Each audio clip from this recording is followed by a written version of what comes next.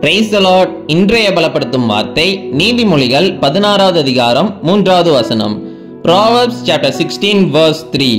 உன் செய்கைகளை கர்த்தருக்கு ஒப்புவி, அப்பொழுது உன் யோசனைகள் உறுதிப்படும். Commit your works to the Lord and your thoughts will be established. ஹல்லேலூயா. இன்றைக்கு நிறைய பேருக்கு கரெக்டான டெசிஷன் எடுக்க தெரியல. அப்படிதானே அவங்களுடைய எண்ணங்கள், அவங்க யோசிக்கிற காரியங்கள் குழப்பமாகவே இருக்கும். இன்றைக்கு வேத வசனம் சொல்கிறது, நீங்க ஒவ்வொரு காரியங்கள் நீங்க செய்கின்ற பொழுது கர்த்தர்கிட்ட அதை சொல்லி ஆண்டவர்கிட்ட கேட்டு நீங்க பண்ணுங்க. கர்த்தர் உங்களுக்கு சரியான காரியங்களை யோசிக்கிறதுக்கு அவர் உதவி செய்வார்.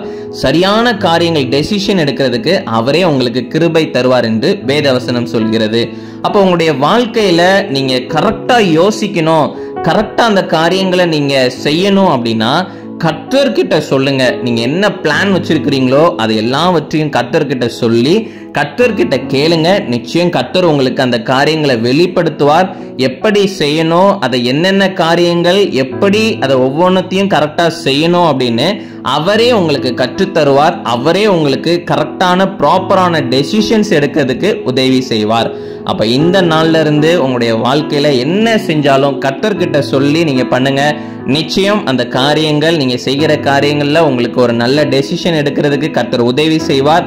எல்லாத்துலயும் ஒரு சக்சஸ் நீங்க பார்ப்பீங்க. நம்ம எல்லாரும் கண்களை மூடி ஜெபிக்கலாம். எங்களை நேசிக்கிற நல்ல தகப்பனே, எசப்பா, பிள்ளைங்க வாழ்க்கையில இருக்கிற எல்லா குழப்பங்களை நீங்க எடுத்து போடுங்க.